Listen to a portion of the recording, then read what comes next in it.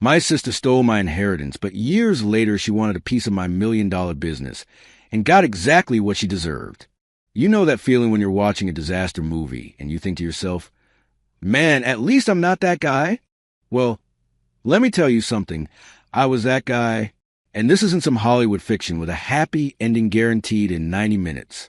This is real life, where the credits don't roll when things get ugly, and the microwave quits working right when you need it most. My life collapsed faster than a house of cards in a tornado. I was sitting in a damp studio apartment that smelled like old pizza and broken dreams, staring at 2 beat-up suitcases that contained everything I owned in this world.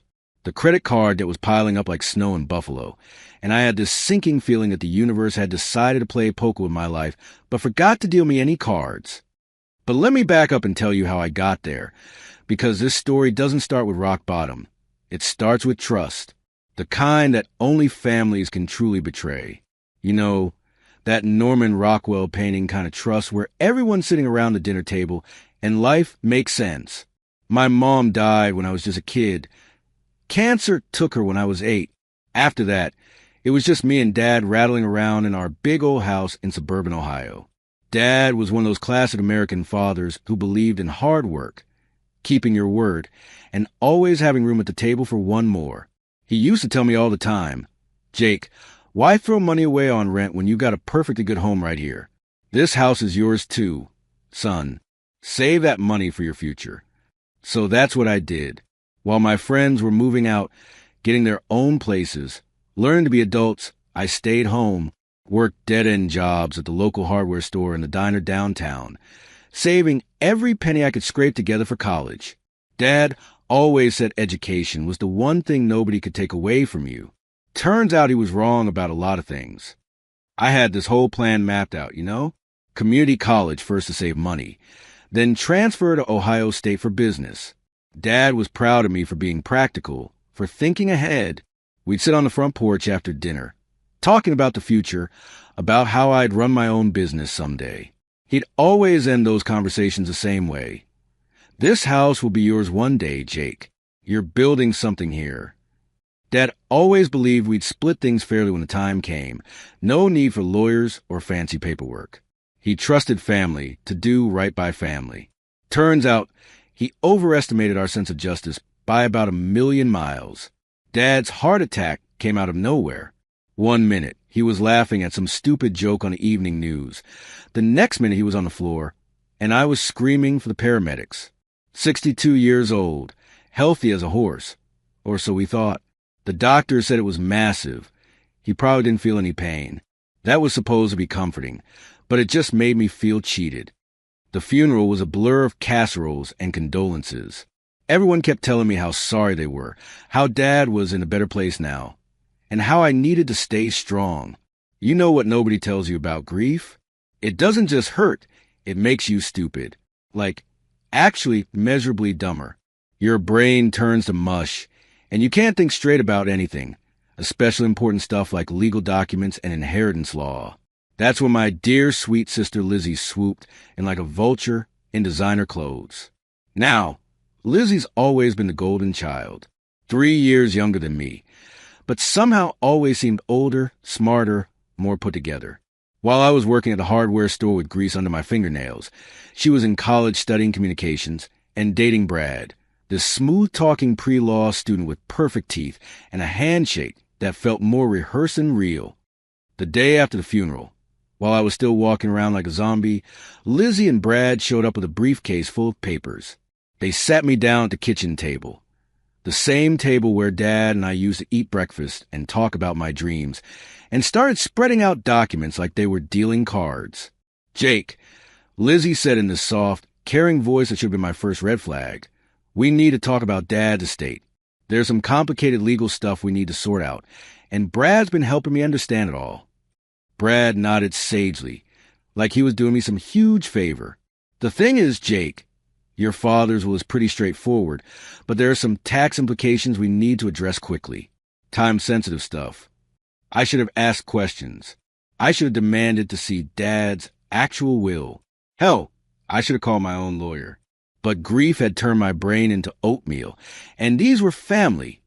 the people I'd grown up believing would protect me. "It's just a formality," Lizzie assured me, her hand on my shoulder like she actually cared. "This just simplifies the probate process. Dad would have wanted us to handle this quickly and efficiently." The papers were full of legal jargon that might as well have been written in ancient Sanskrit. Terms like quitclaim deed and estate planning optimization and beneficiary restructuring. I was 23 years old, grief-stricken, and trusted my family to have my back. So I signed every single page without reading a damn word. Biggest mistake of my life. 3 weeks later, I found out what those papers actually said. Turns out I had voluntarily relinquished any and all claims to the family home and agreed to a revised distribution of estate assets. That left me with exactly nothing. Zero. Zip. Nada. The house where I grew up, where Dad taught me to ride a bike in the driveway, where Mom used to sing lullabies, it all belonged to Lizzie now. When I confronted her about it, standing in what used to be my living room, she just shrugged. "Jake, you signed the papers. It's all legal. Besides, I'm the one who's going to start a family soon. I need the stability. You're young, you'll figure something out." Brad, standing behind her like some kind of legal bodyguard, had the audacity to pat me on the back. "Think of it as motivation, buddy. Time to spread your wings and make your own way in the world. Every brick, every dollar, even Mom's old sewing machine, gone. Me? I got thrown out like yesterday's garbage, with family members whispering behind my back about how Jake never really amounted to much anyway. Apparently, working honest jobs and saving money for college wasn't amounting to much in their eyes. But wait, folks, the universe wasn't done with me yet. Because apparently, losing your home, your inheritance, and your family's respect all in 1 month wasn't enough drama for whatever cosmic screenwriter was penning my life story. That's when my relationship with Kate started falling apart too. Kate was supposed to be my anchor in all this chaos. We'd been together for 2 years, and I was planning to propose after I got my finances sorted out. She was a sweet, practical girl who worked at the bank downtown and always smelled like vanilla perfume. She had this way of making even bad days feel manageable, and I thought she was going to be my partner in building a new life in the ashes of my old one. Turns out, Kate's idea, for better or worse, had some pretty specific financial requirements attached to it. The conversation happened exactly 1 week after I got evicted from my own family home. I was crashing on Kate's couch temporarily, trying to figure out my next move, when she sat me down for a talk. You know it's never good news when someone needs to have a talk with you.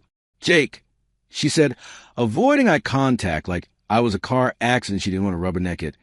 "I've been thinking about us, about our future, and I just don't know if we want the same things anymore." Translation: you're broke and homeless, and that's not the life I signed up for. She told me I needed to find myself, that we just weren't right for each other anymore. Find myself?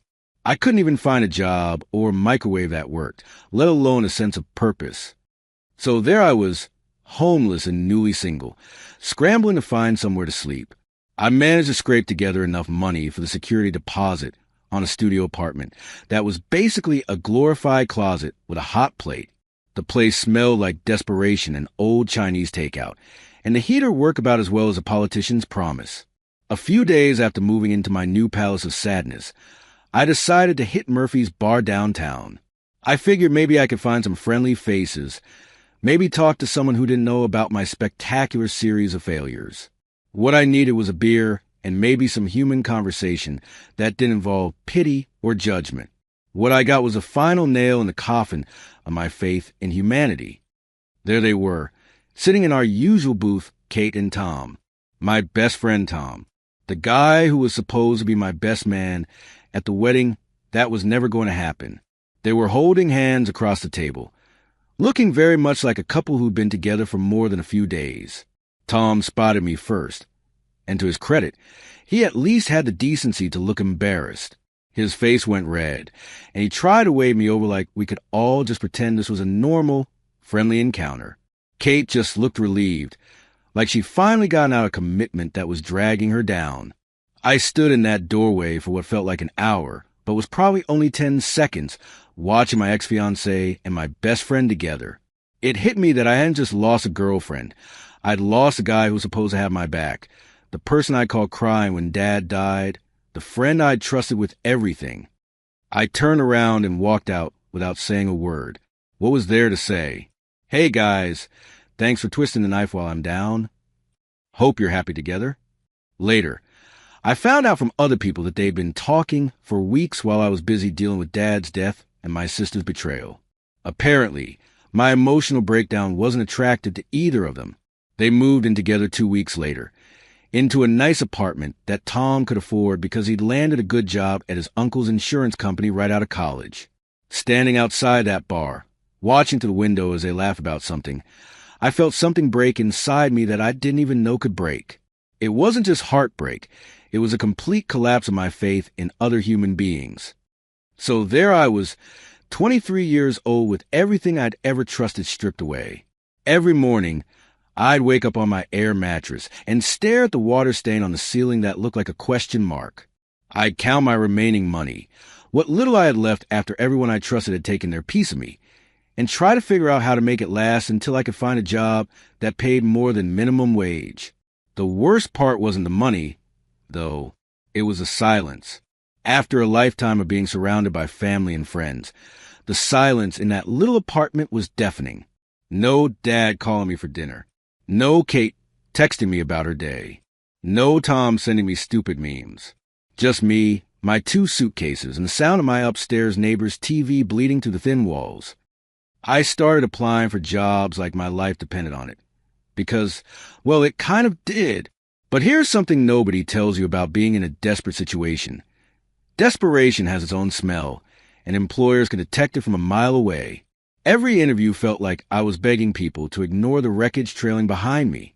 So, Jake, they'd say, looking at my resume, "Tell us about yourself." What was I supposed to say?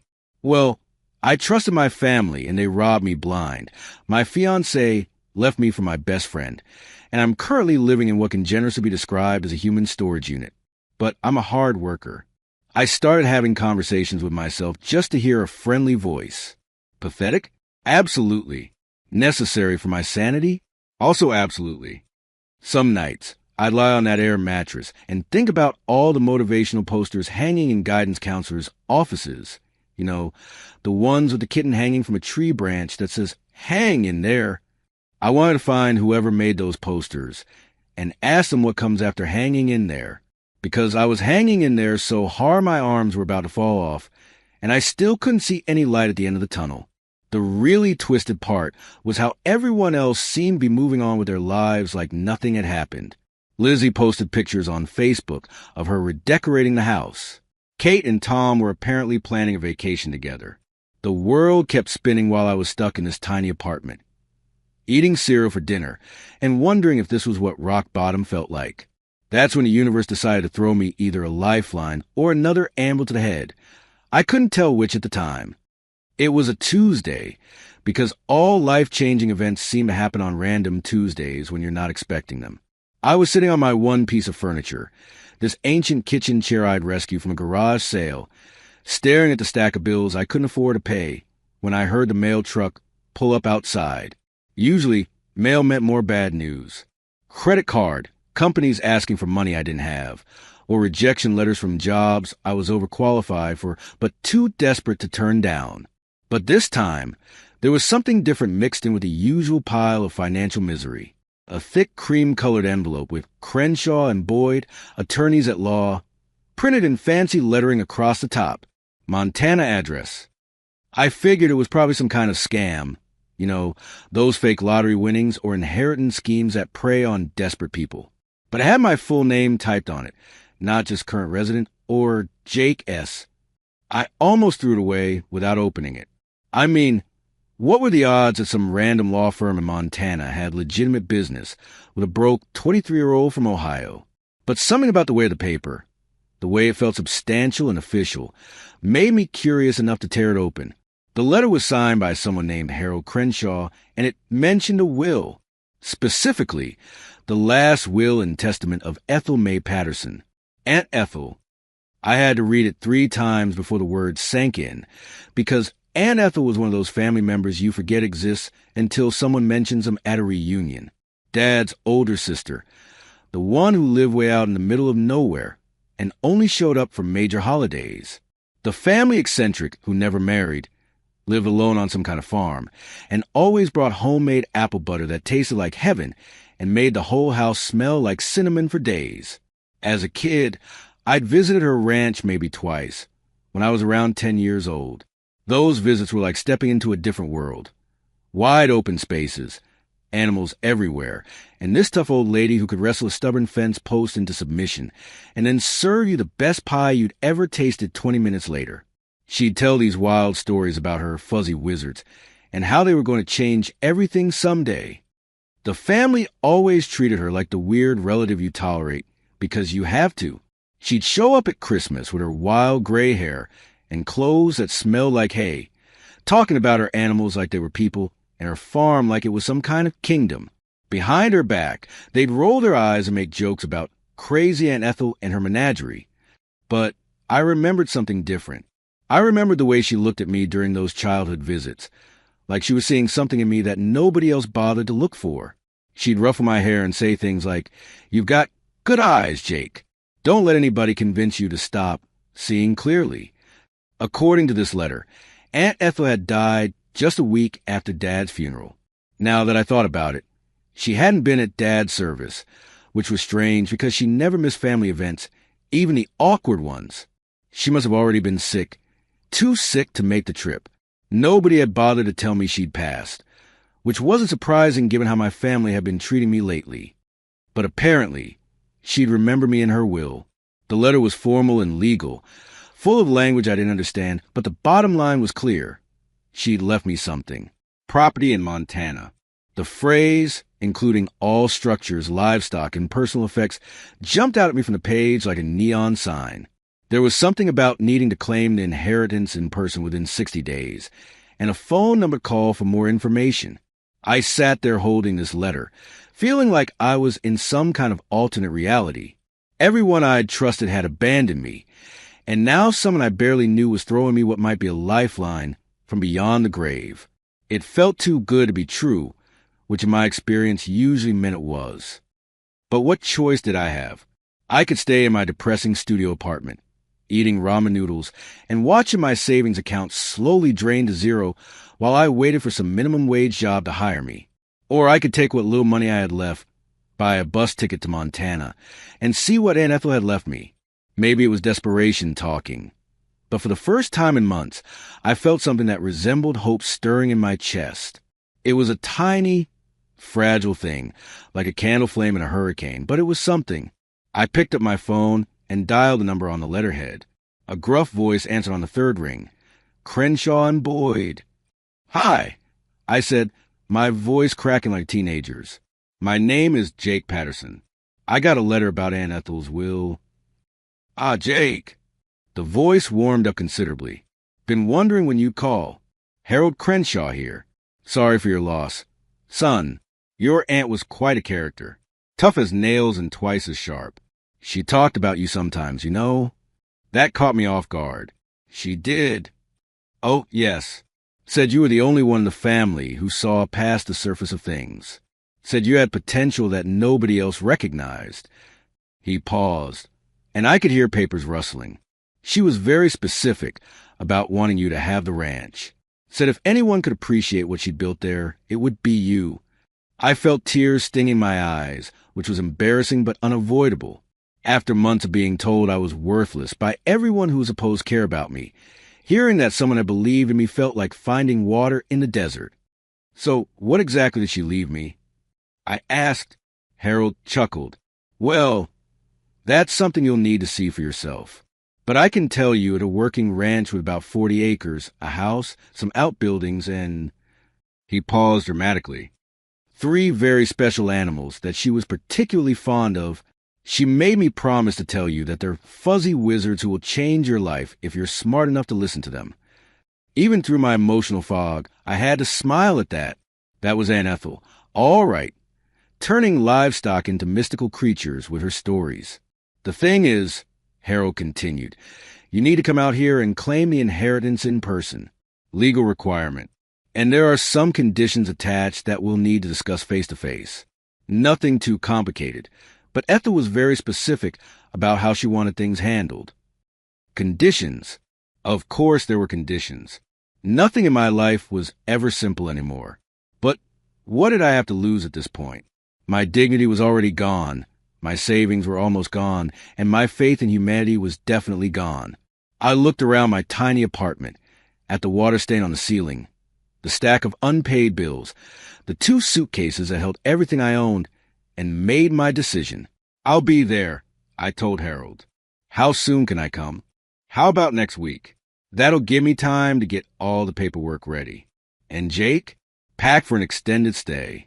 Ethel's ranch is, well, let's just say it's not like anything you're used to. After I hung up, I sat in that chair for a long time, holding the letter and trying to process what had just happened. Maybe this was my chance to start over. Maybe Aunt Ethel, in her weird wisdom, had thrown me exactly the lifeline I needed.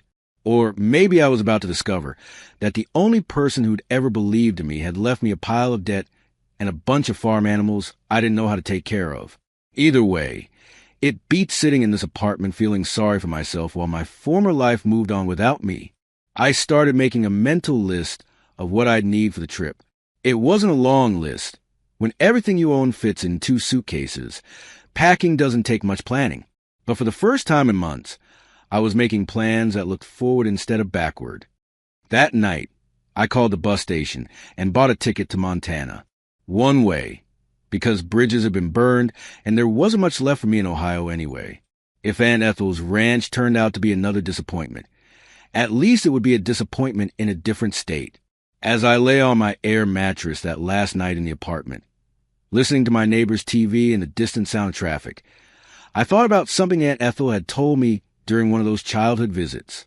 We'd been sitting on her porch, watching her animals graze in the distance, and she said something that didn't make sense to me at the time. Jake, life has a funny way of disguising gifts as disasters. Sometimes what looks like the worst thing that ever happened to you is actually the universe clearing out the junk so it has room to deliver something better. At 10 years old, I nodded politely and gone back to play with my toys.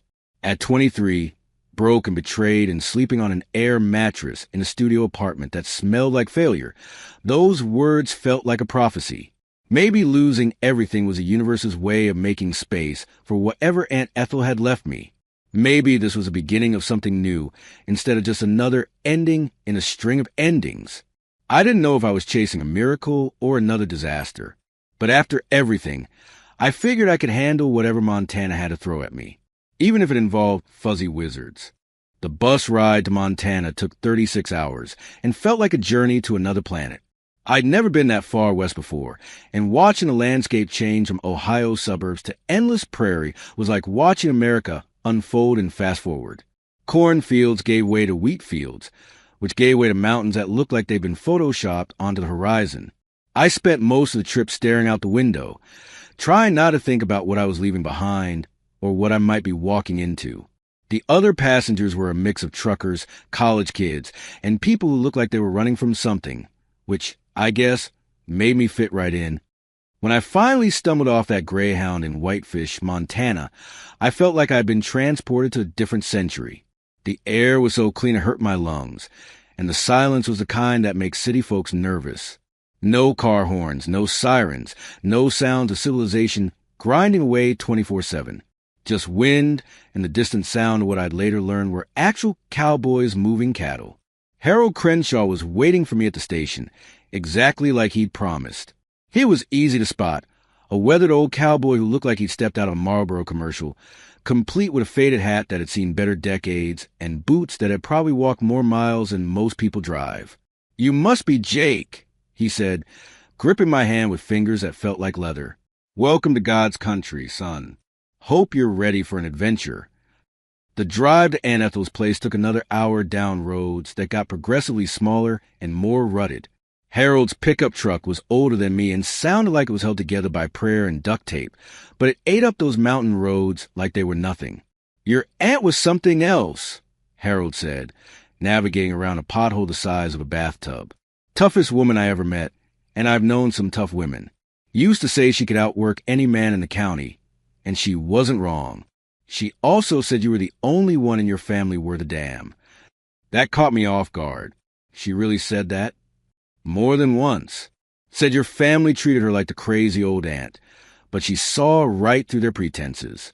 Called them a bunch of vultures circling around your daddy's money. During that bumpy ride, Harold told me more about Aunt Ethel's story. Lost her husband young, never had kids, spent 40 years making this place work when everyone said she was crazy.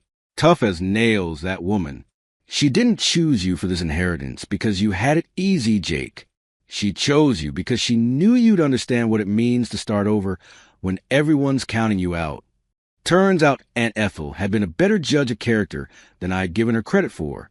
As we pulled up to what Harold generously called the property, my heart sank faster than a lead balloon. The house. And I'm using that term very loosely here. Looked like it had been designed by someone who'd heard houses described but had never actually seen one. The roof sagged in the middle like a hammock. The front porch was held up by what appeared to be a car jack and some 2x4s, and the whole structure leaned to one side like it was tired and wanted to lie down. This was the exact opposite of the big, well-maintained house that Lizzie had stolen from me. Where that house had been solid and respectable, this place looked like a strong wind might blow it into the next county. She wasn't much for home maintenance, Harold admitted, following my gaze to a section of siding that was hanging on by 3 nails and a wing and a prayer. Ethel always said the house was just a place to sleep between working with her animals. Speaking of which, he pointed toward a barn that was somehow in even worse shape than the house. That's where you'll find your inheritance. The living part, anyway. Should mention, young Tommy from a neighboring ranch has been looking after them since Ethel passed. Good kid. Been doing it for a few bucks a week just to make sure they didn't starve while we waited for you to show up. Told him yesterday you'd be taking over. The barn smelled like it had been used to store dinosaur remains. I'm talking about a smell so powerful it had its own gravitational pull. It was a combination of hay, manure, wet wool, and something I couldn't identify, but suspected might be the ghost of every farm animal that had ever lived. And then I saw them. 3 creatures that looked like someone had mashed a sheep, a llama, and a glam metal band into one confused animal. They were staring at me with expressions that somehow managed to be both curious and judgmental, like they were trying to decide whether I was worth their time or just another disappointment.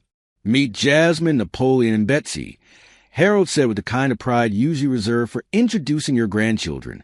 Your aunt's pride and joy. They're alpacas, in case you're wondering. Alpacas. Of course they were alpacas. Here I was, 23 years old, homeless, heartbroken, and betrayed by everyone I'd ever trusted, and my inheritance was a falling down house and 3 animals that looked like they'd been rejected from a Dr. Seuss book.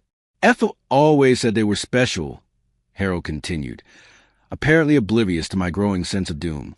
She called them her fuzzy wizards, said they were going to change everything someday.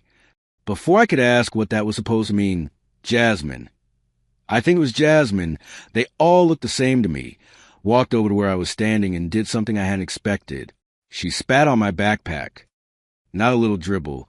Either we're talking about a full-on, professional-grade loogie that would have made a baseball player proud. It was like she was making a statement. Welcome to your new life, buddy. Hope you brought a change of clothes. Harold laughed like this was the funniest thing he'd seen all week. That means she likes you. Ethel always said the alpacas were excellent judges of character. If they spit on you, it means you're worth their attention. Great. My new roommate showed affection by covering me in saliva. This was definitely not mentioned in any of the self-help books I'd read about starting over after life kicks you in the teeth. Then Napoleon decided to get in on the action and spat directly on my shoes. Betsy, not to be outdone, aimed for my shirt and scored a direct hit. Yep, Harold nodded approvingly. They definitely like you. Usually takes some days to even acknowledge new people. Harold spent another hour showing me around the property, pointing out the well, the feed storage, and the basic maintenance requirements. He handed me his business card and a folder full of veterinary records and feeding instructions. I'll check on you in a few days, he said, climbing back into his ancient pickup. Don't be afraid to call if you need anything. And Jake, give it time. This place has a way of growing on you. After Harold left with final wave, I stood there alone with my inheritance, dripping with alpaca spit, looking at the dilapidated bar in the house that appeared to be held together by good intentions and old paint. That's when it hit me, and I cried. Not the dignified, single tear rolling down the cheek kind of crying you see in movies. This was ugly crying, the kind where your face gets red and your nose runs, and you make sounds that would embarrass a wounded animal. I cried from frustration, from exhaustion, from the sheer absurdity of my situation. Here I was, supposedly inheriting property, and it looked like a set piece from a post-apocalyptic movie. The family house that should have been mine was solid and beautiful, and I was standing in what amounted to a very expensive pile of sticks and animal hair. As I wiped my face with my sleeve, I remembered Harold's words about Aunt Ethel starting over when everyone counted her out. Looking around at my new kingdom of dysfunction, the house falling apart, the barn that smelled like a medieval siege, and my new business partners who were livestock with attitude problems and questionable hygiene habits, I realized something. I'd inherited a mess, but for the first time, it was a mess that came with second chance. But it was mine. I spent the first night sleeping on a mattress that felt like it was stuffed with rocks and disappointment. The house had electricity, barely, and running water that came out brown for the first 5 minutes before clearing up to a rusty orange. The heating system was a wood-burning stove that looked like it had been installed during the Coolidge administration. I lay there listening to the sounds of rural Montana, wind through mountains, the distant howl of what I hoped were coyotes and not wolves, an occasional snort or shuffle from the barn where my 3 fuzzy inheritances were presumably plotting my demise. This was not how I'd imagined my life going when I was a kid dreaming about my future. 23 years old, sleeping in a house that belonged in a horror movie, with a bank account that was approaching zero and no marketable skills beyond knowing how to operate a cash register and make a decent cup of coffee. The next morning, I decided to explore the property and get a better sense of what exactly Aunt Ethel had left me. The 40 acres stretched out in every direction, most of it pasture land where the alpacas could graze. There were fence lines that needed repair, outbuildings that needed attention, and approximately 17,000 things that needed fixing, cleaning, or replacing. But there was something else too. Something I hadn't noticed the day before when I was too busy feeling sorry for myself. The land was beautiful. Rolling hills stretched toward mountains that looked like they'd been painted by someone who really understood dramatic lighting. The grass was that particular shade of green that only exists in places where the air is clean and the soil is rich. And the silence, the kind of deep, profound quiet that makes you realize how much noise pollution you've been living with your entire life. I spent the morning getting acquainted with Jasmine, Napoleon, and Betsy, which mostly involved them staring at me suspiciously, while I tried to figure out what exactly you're supposed to do with alpacas. They had food, large bales of hay that Aunt Ethel had apparently stockpiled before she died. They had water from a well that pumped clean, cold mountain water. They had shelter in the form of a 3-sided lean-to that was actually in better shape than the house. What they didn't have was any apparent respect for human authority. When I tried to lead Jasmine to a different part of the pasture, she looked at me like I'd suggested we go bungee jumping off the barn roof. When I attempted to brush Napoleon's coat, he stepped sideways and nearly knocked me into the water trough. Betsy just watched the whole show with what I swear was amusement. It was while I was cleaning out their shelter area, a job that requires a strong stomach and a weak sense of smell, that I found it. Hidden under a pile of old wool blankets that had seen better decades was a wooden box, weathered, hand-carved, with a brass lock that looked like it belonged in a pirate movie, but it was locked tight, and I had no idea where to find a key. I spent the next hours searching the barn, checking every corner, every loose board, every possible hiding spot. Nothing. Then I moved to the house, going through drawers that stuck, cabinets that creaked, and even lifting loose floorboards that groaned under my weight. I was about to give up when I decided to check the living room one more time. There was an old bookshelf against the far wall, filled with farming manuals, romance novels, and cookbooks that looked like they'd been there since the Carter administration. I was pulling books out randomly when my fingers found something behind a dusty cookbook titled Mountain Living for Beginners. An old brass key. The key fit the lock perfectly. Inside the box was a collection of items that told a story I was just beginning to understand. There was an old map of the property, hand-drawn, and marked with symbols I didn't recognize. Photographs of Aunt Ethel as a young woman, standing next to alpacas that looked remarkably similar to my 3 current roommates. Newspaper clippings from local papers, dating back 20 years, with headlines like Local Woman's Will Win State Fair and Montana Ranch Produces Prize-Winning Fiber. But the most important thing in that box was a leather-bound journal that smelled like apple butter and old dreams. The first entry was dated 40 years ago, written in Aunt Ethel's distinctive handwriting. Golden Thread Acres, Day 1. They all think I'm crazy for buying alpacas.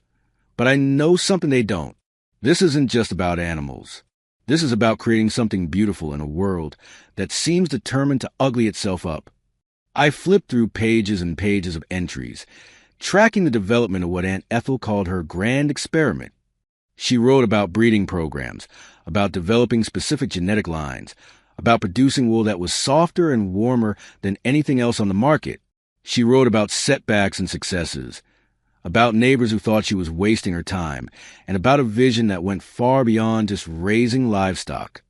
And then, near the end of the journal, I found an entry that was clearly meant for me.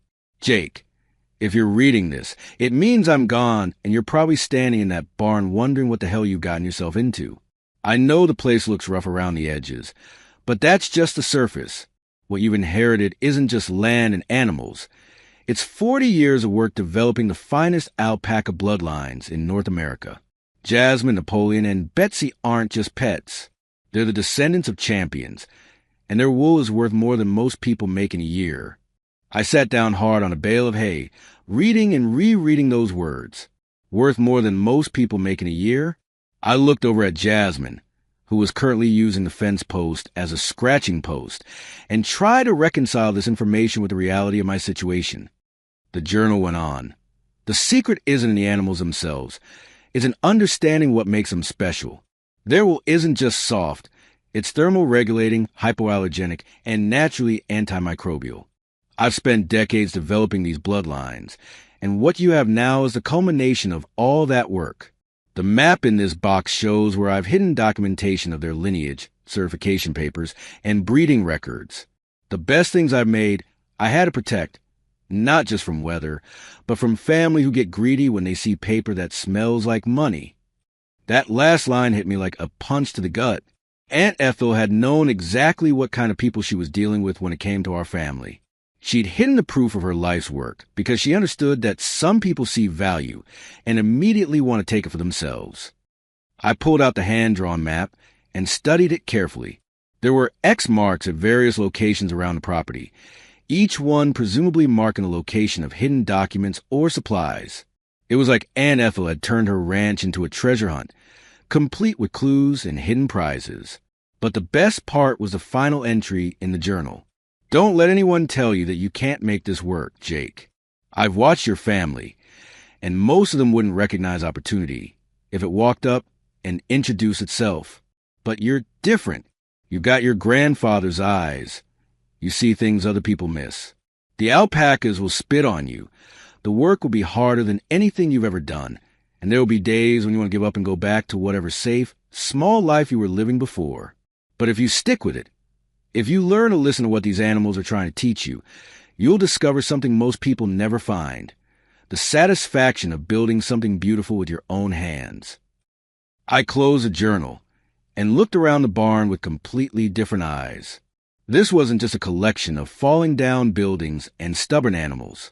This was a business that had been 40 years in the making, disguised as a disaster and handed to me by a woman who believed in me when no one else would. Jasmine wandered over to where I was sitting and, instead of spitting on me, gently nudged my shoulder with her nose. For the first time since arriving in Montana, I felt something that resembled hope stirring in my chest. Maybe Aunt Ethel hadn't been the crazy old woman everyone thought she was. Maybe she'd been a visionary who'd spent decades building something extraordinary, waiting for the right person to come along and appreciate what she created. And maybe, just maybe, I was that person. I spent the rest of the day studying the map and planning my treasure hunt. Tomorrow, I'd start following the clues Aunt Ethel had left for me. Tonight, I'd sleep in my falling down house, listening to my 3 fuzzy business partners settling in for the night, and dream about possibilities I was just beginning to understand. For the first time in months, I wasn't thinking about what I'd lost. I was thinking about what I might be able to build, even if it involved learning to communicate with creatures whose primary form of social interaction was creative spitting. I didn't know where to start, but I knew giving up wasn't an option. My teachers became YouTube, Reddit, and 3 alpacas who seemed to think I was their personal entertainment system. I learned to shear wool without getting spit in my eye and clean the barn without losing consciousness from the smell. It was like getting a PhD in animal husbandry from the University of Hard Knocks, with a minor in creative cursing. Jasmine, Napoleon, and Betsy became my therapists. I'd tell them about Lizzie stealing my house, about Kate breaking my heart, about how I went from having a future to sleeping in a barn that smelled like a medieval siege. And they never interrupted me, except to spit, which I'd learned was their way of saying they were listening. The first few weeks were brutal. I was learning everything from scratch: how to properly feed alpacas, how to maintain their shelter, how to recognize signs of illness. YouTube became my lifeline, and I must have watched every alpaca-related video on the platform. Some kid in Peru taught me shearing techniques. A woman in New Zealand showed me how to sort wool by quality, and a grizzled rancher from Colorado explained breeding basics, using language that would make a sailor blush. But slowly, things started clicking. The alpacas began tolerating me, which in their world apparently meant they only spit on me twice a day instead of every hour. I figured out their personalities. Jasmine was the alpha female with attitude problems.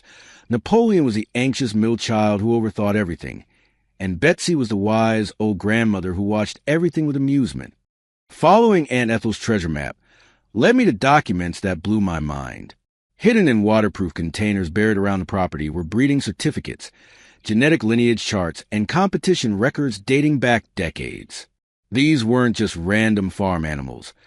They were descendants of championship bloodlines worth more than my dad's truck had been. The wool quality documentation was insane. Aunt Ethel had been conducting what amounted to a 40-year science experiment, selectively breeding for fineness, strength, and natural properties that most people didn't even know existed. The lab report showed micron counts that would make cashmere jealous and thermal regulation properties that NASA would probably be interested in. But the real treasure was a contact list of high-end textile buyers, artisan weavers, and boutique clothing designers who had been purchasing Aunt Ethel's wool for years. These people paid premium prices for quality, and they'd been wondering where their supplier had gone. I spent 3 months learning the business from the ground up. Shearing season was like boot camp designed by someone who hated me personally. My hand got cut up, my back ached constantly, and I discovered muscles I didn't know I had. But when I held that first batch of cleaned, sorted wool in my hands, I understood what Aunt Ethel had been talking about. This stuff was gold, literally golden in color, softer than anything I'd ever felt, and so fine it seemed to glow in the sunlight. I did some research and found out that top-quality alpaca wool was selling for anywhere from $40 to $200 per pound, depending on the grade and processing. I had about 15 pounds of premium fiber from that first shearing. Simple math told me I was holding somewhere between $600 and $3,000 worth of raw material. Not bad for 3 months of getting spit on by creatures with questionable attitudes. My first sale was accidental. I'd posted some pictures on Facebook, mostly to prove to myself that I wasn't completely losing my mind in the Montana wilderness. A college friend commented asking if I was selling any of it, and before I knew it, I was packaging up 2 pounds of Jasmine's finest wool and shipping it to a knitting enthusiast in Portland for $92. That sale changed everything. If one random person on Facebook was willing to pay nearly $50 a pound for wool they'd only seen in a photo, what would happen if I actually tried to market this stuff properly? I spent the next week learning about Etsy, setting up an online store, and taking product photos that didn't look like they'd been shot during an earthquake.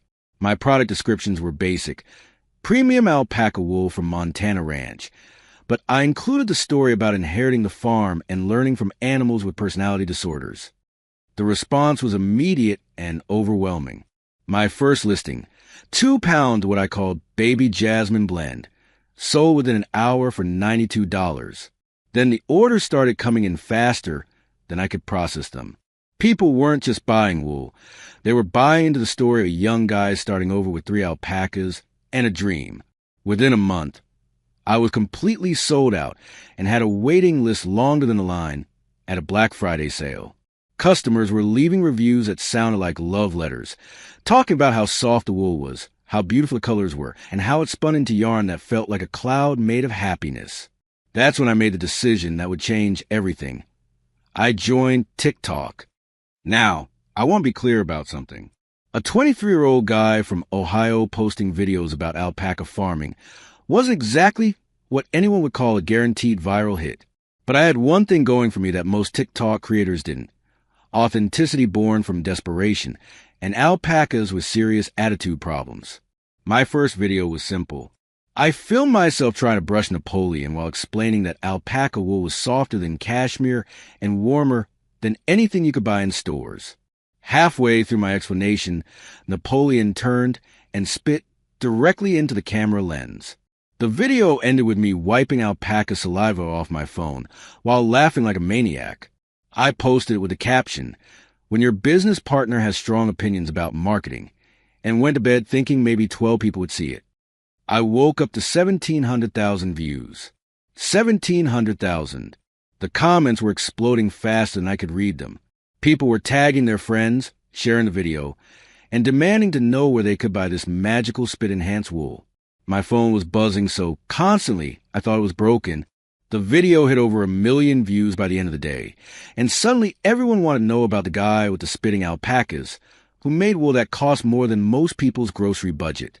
I started posting daily content, sharing tutorials, alpaca personality profiles, behind-the-scenes footage of farm life. Every video was different, but they all had one thing in common. My 3 furry business partners were natural comedians with perfect timing for interrupting serious moments with well-placed projectile saliva. The breakthrough came when I posted a video explaining the actual science behind why alpaca wool was worth the premium price. I talked about micron diameter, thermal regulation, hypoallergenic properties, and sustainability, while Jasmine demonstrated each point by doing something ridiculous in the background, eating my notes, stepping in the water bucket, or giving me judgmental looks that somehow perfectly matched my explanations. That video got picked up by some major accounts and exploded across multiple platforms. Suddenly, I wasn't just alpaca guy. I was being featured in articles about sustainable farming, interviewed on agricultural podcasts, and invited to speak at fiber arts conventions. The orders were pouring in faster than I could fulfill them. I was selling wool faster than I could produce it, and the prices kept climbing. What started as $40 wool was now commanding $200 per pound, with customers fighting over limited releases like they were concert tickets. 6 months after that first TikTok video, I got the call that changed everything. A producer from a reality show called America's Strangest Success Stories wanted to feature me in an episode about unconventional businesses. They offered to pay my travel expenses, put me up in a nice hotel, and give me national television exposure. The filming was surreal. Here I was, the same guy who'd been sleeping on an air mattress in a studio apartment less than a year ago, being interviewed for national television about my alpaca wool business that was bringing in more money than I'd ever imagined possible. Jasmine, Napoleon, and Betsy were naturals in front of the cameras, performing their spitting routine with Oscar-worthy timing.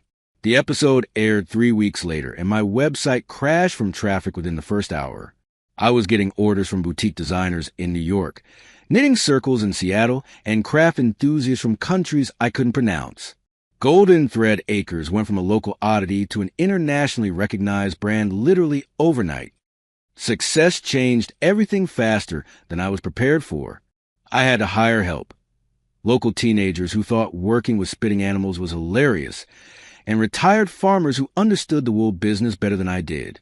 I upgraded the barn facilities, installed proper processing equipment, and even got business cards that didn't look like they'd been printed at a gas station. The money was insane. What started as a desperate attempt to make rent money had turned into a six-figure business in just over a year. I was selling breeding rights to Napoleon's offspring for thousands of dollars, and people were willing to pay premium prices just to visit the farm and meet the alpacas, who become internet celebrities. I got a few offers to move the operation to LA or Austin, but I knew what I found here couldn't be replicated in a warehouse. The magic wasn't just in the animals. It was in this place, this land that Aunt Ethel had spent decades nurturing. I bought a decent truck, fixed a house, and even opened a savings account for the first time in my adult life. But the best part wasn't the money. It was proving that Aunt Ethel had been right about everything. Her crazy alpacas really were golden, and her faith in me hadn't been misplaced. That's when Lizzie showed up. I was outside the barn, filming a video about seasonal wool care, when I saw a familiar car pulling up the driveway. My stomach dropped faster than a lead balloon. Lizzie's BMW, gleaming like new money and bad intentions.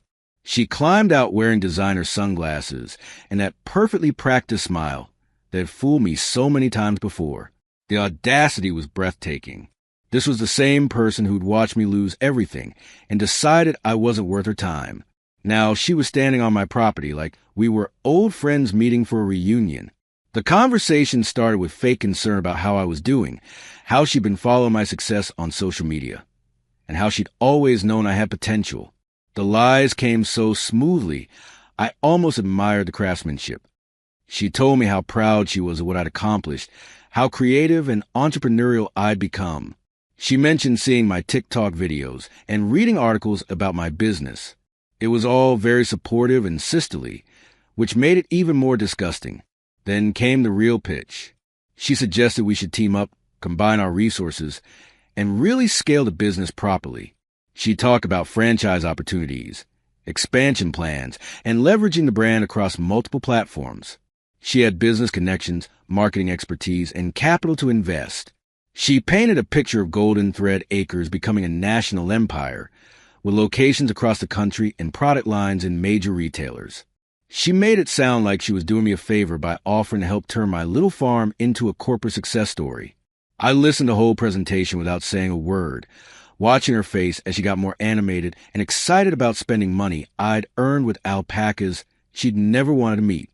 When she finished her pitch, I looked at her for a long moment. Then I started laughing. Not polite chuckling, deep, genuine laughter that came from somewhere around my boots and worked its way up. I laughed until my sides hurt, until tears ran down my face, until she started looking uncomfortable and confused. I told her I remembered everything. How she'd tricked me into signing away my inheritance when I was grieving and vulnerable. How she'd stolen a house that Dad promised would be mine, using legal paperwork I was too devastated to read properly. How she'd thrown me out on the street with nothing but 2 suitcases while she moved into the home where I'd grown up. I reminded her that she'd built her comfortable life on a foundation of lies and manipulation, taking advantage of my trust when I was at my lowest point. She'd written me off as someone who'd never amount to anything, never expecting that the broken guy she cheated would build something better than anything she could imagine. But success had a funny way of making people suddenly remember they cared about you. Her face changed as I talked. The fake smile disappeared, replaced by expressions that ranged from embarrassment to anger. She tried to interrupt with excuses about how complicated the inheritance situation had been, how she thought I needed space to figure things out, how she'd always believed in me even when it didn't look that way. But I wasn't buying any of it. I'd learned too much about recognizing authenticity versus performance, thanks to 3 alpacas who never pretended to be anything other than exactly what they were. I told her that my alpacas had taught me something important about character. Genuine relationships are built on consistency, not convenience. Jasmine, Napoleon, and Betsy had been spitting on me from day one, but they'd also been there every single day, through every failure and small victory. They'd never abandoned me when things got tough or suddenly shown up when things got profitable. And then Jasmine, with impeccable timing, did what no words could. She walked over and spit directly into Lizzie's face. It wasn't just a little spray either. We're talking about a full-on professional-grade loogie that hit her right in the cheek and sent her perfectly applied makeup running down her face in colorful streaks. Lizzie's mouth dropped open in shock. Her designer sunglasses askew, looking like a very expensive abstract painting that someone had left out in the rain. I couldn't help it. I burst out laughing again. It was like Jasmine had been listening to the whole conversation and decided to offer her professional opinion on the proceedings. These animals really were excellent judges of character. Lizzie left shortly after that, but not before I caught the look in her eyes. It wasn't defeat, it was calculation. She was already figuring out her next angle, her next approach. This wasn't over, and we both knew it. As I watched her BMW disappear down the driveway, I felt something I hadn't expected. Not anger or satisfaction, but a kind of sad clarity about who people really are when you strip away all the pretty words and social expectations. A couple of days later, my phone started buzzing. Instagram notifications, then Facebook, then text messages. Kate had found me on social media. The messages started innocently enough. Congratulations on my success, how proud she was of what I'd accomplished, how she'd always known I was capable of great things. Classic Kate, trying to rewrite history with selective memory and careful word choices. She told me she'd been thinking about me, about us, about how things had ended between us. She said she'd made mistakes, that she'd been scared and confused after my dad died. She wanted to talk, to explain, to maybe start over if I was open to it. The messages kept coming over the next few days. Photos of places we used to go together, memories of better times, hints about how unhappy she was with Tom and how she'd realized what she'd lost when she let me go. It was a masterclass in emotional manipulation, perfectly crafted to hit every weak spot she thought I still had. The old me, the broken guy who'd left Ohio with nothing but 2 suitcases and a broken heart, might have fallen for it. But I wasn't that guy anymore. I'd learned something important from my alpacas about trust and consistency. Real relationships don't disappear when things get hard and magically reappear when things get profitable. People who abandon you at your lowest point don't get to celebrate with you at your highest. I didn't respond to any of the messages. I didn't block her either. I wanted to see how far she'd go, how desperate she'd get when she realized I wasn't taking the bait. Meanwhile, Tom was playing a different game entirely.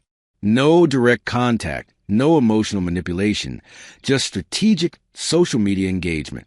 He'd like my posts, comment occasionally with supportive messages, share my content with captions about how impressed he was with my transformation. It was subtle, calculated, and probably effective with people who didn't understand what he was really doing. He was positioning himself as a supportive friend who'd always believed in me, just waiting for the right moment to cash in on that narrative. But here's the thing about building something real from nothing. It changes you in ways that people from your old life can't understand. Success wasn't just about the money or the recognition. It was about proving to myself that I could take the worst thing that ever happened to me and turn it into the best thing I'd ever done. That night, I sat in the barn with my 3 business partners, processing the day's events while they munched hay and occasionally offered editorial comments in the form of strategic spitting. I'd built something real here. Not bad for a guy who started with 2 suitcases, a broken heart, and a barn that smelled like the end of the world. Something that was mine, that nobody could take away with legal documents or broken promises. Something that grew from nothing but hard work, weird animals, and the kind of stubborn determination that comes from having no other choice. Tomorrow I get back to work. Keep building, keep growing. But tonight, I was content to sit with my alpacas and appreciate how far we'd all come. The people from my past could keep circling like vultures, waiting for their chance to swoop in and claim their piece of what I'd built. But they misunderstood something fundamental about what had happened here. This wasn't just a business success story. This was a transformation. And transformations, unlike bank accounts, can't be split up in legal documents or stolen with pretty words and false promises. Even if the road ahead was probably going to involve more family drama and definitely more creative spitting. I thought I'd reached the top of the mountain, but life decided to remind me that peaks are just places where it's easier to fall from. Success, as it turns out, has a way of painting a target on your back for everyone who wants to take a shot. It started with Jasmine getting sick. My first alpaca, my spitting muse, my furry business partner who'd been with me since day one. She started acting off. Her eyes, which usually looked at me with that perfect blend of affection and disdain that only alpacas can master, were dim and lifeless. She wasn't eating properly, wasn't spitting with her usual enthusiasm, and worst of all, she seemed to have lost interest in judging my life choices. The local vet came out to take a look, but country vets aren't exactly alpaca specialists. He poked around, took some samples, and gave me the kind of non-answer that makes your stomach drop to somewhere around your boots. Might be a virus, could be stress. Hard to say with exotic animals. Best to isolate her from the others just in case. Isolate Jasmine. The thought of separating her from Napoleon and Betsy felt like breaking up a family that had already been through enough together. But I didn't have a choice. I set up a makeshift quarantine area in the old tool shed and watched my star performer look at me like I'd personally betrayed everything she'd ever believed in. The timing couldn't have been worse. I had orders backed up for months, television interviews scheduled, and a brand that was built entirely around the personalities of 3 specific animals. If something happened to Jasmine, it wasn't just my heart that would be broken. It would be my entire business model. Then the rumors started. Social media has a way of turning whispers into screams faster than you can say viral content. Someone posted a comment asking why Jasmine hadn't appeared in my recent videos. Someone else speculated that maybe there was something wrong with my animals. A third person suggested that perhaps my wool wasn't as safe and natural as I claimed. Within 48 hours, my comment sections looked like a conspiracy theory convention. People were demanding answers, asking for health certificates, wondering if my alpacas were carriers of some exotic disease that could contaminate their knitting projects. The same people who'd been singing my praises just days before were now treating me like I was trying to sell them wool made from radioactive sheep. Orders started getting canceled. Customers who'd been on waiting lists for months were suddenly requesting refunds. My Etsy ratings dropped faster than a lead balloon, and my TikTok comments turned into a digital lynch mob of concerned craft enthusiasts and armchair veterinarians. The irony was devastating. The same authenticity and transparency that had built my brand was now destroying it. I'd always been honest about the ups and downs of farm life, but apparently, people only wanted the cute, funny parts of the story. Nobody wanted to hear about sick animals and veterinary uncertainty when they were spending $200 on premium wool. I felt like I was back in that studio apartment, watching everything I had built crumble around me.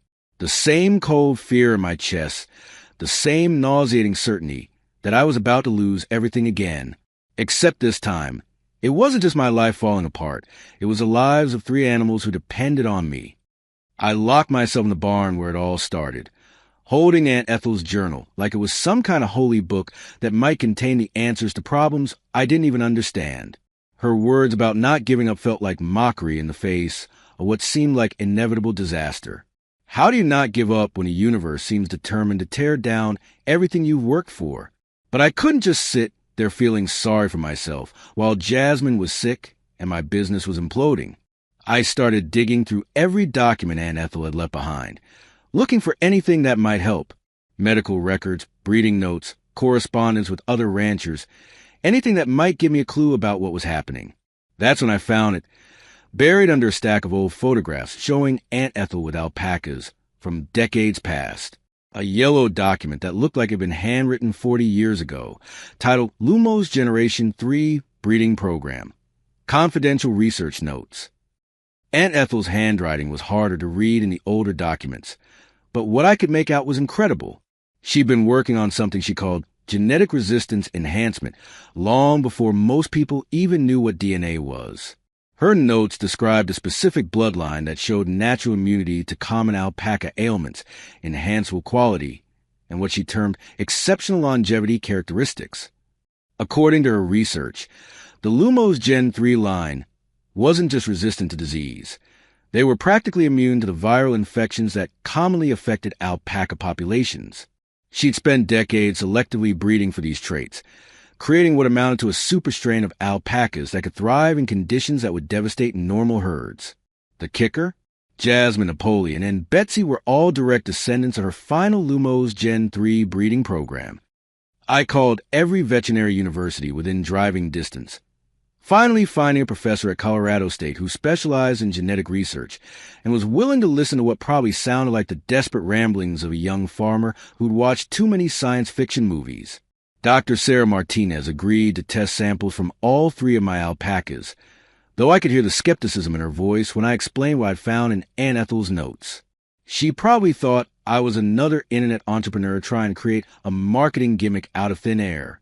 The wait for results felt like waiting for election returns when your entire future depends on the outcome. Every day that passed was another day of canceled orders, negative reviews, and social media speculation. My brand was bleeding money and reputation faster than I could plug the holes. Then Dr. Martinez called with results that changed everything. Not only were my alpacas carriers of the genetic markers Aunt Ethel had documented, but they represented what might be the last pure breeding line of the specific genetic variant in North America. What Jasmine was experiencing wasn't an illness. It was her immune system fighting off a virus that would have devastated a normal alpaca. She was actually proving the effectiveness of 40 years of careful genetic selection. The test results showed genetic markers that indicated resistance to viral infections, enhanced wool production, and longevity factors that could extend the productive lifespan by years beyond normal alpacas. I wasn't just raising farm animals. I was a custodian of what amounted to a living genetic treasure. Dr. Martinez put me in touch with agricultural journalists, genetic researchers, and industry specialists who confirmed what Aunt Ethel had somehow known decades before anyone else. My alpacas weren't just valuable, they were historically significant. Universities wanted to study them, agricultural programs wanted to partner with me, and suddenly everyone who'd been running away from my diseased animals wanted to get in line to work with my genetically superior breeding stock. I released a press statement titled Golden Thread Acres reveals Lumos Gen 3, America's last genetic treasure. The response was immediate and overwhelming. Agricultural magazines wanted exclusive interviews. Genetic research foundations offered partnerships, and my order backlog went from 0 to 6 months overnight. The same social media platforms that had been crucifying me just weeks before were now celebrating my incredible scientific discovery and dedication to preserving agricultural heritage. It was like watching public opinion do a complete 180 in real time. But the real validation came when Jasmine recovered completely and stronger than ever. Her coat was shinier, her attitude was even more judgmental than usual, and her spitting accuracy had somehow improved to sniper-level precision. It was like she leveled up after proving her genetic superiority to the world. Orders weren't just coming back. They were coming with premium pricing attached. People who'd been paying $200 per pound were now offering $500 for Lumos Gen 3 certified wool. I went from having a failing business to having breeding rights worth more than most people's houses. Within 6 months, I'd licensed breeding rights to agricultural programs across 3 states for $800,000, with ongoing royalty agreements that would pay me for the next 20 years. My wool was being shipped to fashion designers in Paris, specialty textile manufacturers in Japan, and boutique shops in cities I couldn't pronounce. Success the second time around felt different than the first. It wasn't just about proving I could build something from nothing. It was about understanding that setbacks aren't endings. They're plot twists in a longer story. I expanded the farm operation, but not in the way people expected. Instead of maximizing production and profit, I turned Golden Thread Acres into something Aunt Ethel would have been proud of, a working educational center where people could learn about sustainable farming, genetic conservation, and the value of preserving agricultural heritage. I started accepting apprentices, young people who, like me, had gotten knocked down by life and needed somewhere to rebuild. Kids who'd aged out of foster care, college graduates drowning in debt, people who'd lost jobs and needed to learn new skills. They came to work with alpacas and left understanding something deeper about resilience and the satisfaction of building something meaningful with your own hands. The program wasn't charity, it was investment. These people worked their butts off learning everything from animal husbandry to business management, and many of them went on to start their own sustainable farming operations. I was creating a network of people who understood that real success isn't just about making money. It's about building something that makes the world a little bit better. Today I've got 48 alpacas, each one a teacher in their own right. They've taught me that spitting is an insult. It's a reminder to keep your head up even when people are slinging mud. My wool is sold in boutiques from Montana to Manhattan, and my breeding program is helping preserve genetic diversity that might otherwise have been lost forever. I've got a house that doesn't leak when it rains, a truck that starts on cold mornings, and relationships with people who were there before the money and will be there after it. But most importantly, I've got the knowledge that everything I built came from the worst day of my life, getting transformed into the foundation for the best life I could imagine. The people from my past still circle around occasionally, looking for their piece of what I've created. Lizzie sends business proposals through lawyers now, trying to find legal angles to claim partnership rights. Kate's Instagram stories occasionally feature throwback photos of us together, with captions about how proud she is of my success. Tom shares my content religiously, positioning himself as a friend who always knew I'd make it. But here's what they don't understand. This isn't the same person they betrayed. I'm not the broken kid who signed papers without reading them or trusted people who saw me as disposable. I've learned to recognize authenticity from performance, consistency from convenience, and genuine relationships from opportunistic networking. When people ask me what the secret is, I quote Aunt Ethel, "Sometimes you have to dig through a lot of manure to find the treasure." I've forgiven Lizzie, Kate, and Tom, not because they deserved it, but because I deserve the peace that comes with letting go of anger that was eating me alive. They're still out there looking for their golden thread, their shortcut to success, their angle to profit from other people's work. But I've already found mine, and it was exactly where Aunt Ethel said it would be, in a barn that smelled like the end of the world, with 3 furry wizards who taught me that sometimes the best things in life come disguised as disasters. There's a sign at the entrance to Golden Thread Acres now. Here, only the chosen get spit on. Consider it your first lesson. Life spit on me for years, but I learned to spit back with a smile.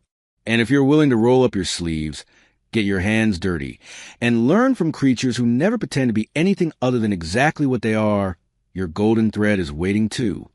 Mine was hiding in a barn with 3 hairy wizards who knew something about resilience that took me 24 years to figure out. Success isn't about avoiding the spit. It's about earning the right to be worth spitting on in the first place. And trust me, once you understand that lesson, everything else becomes a lot clearer, even when it involves projectile saliva and animals with questionable attitudes.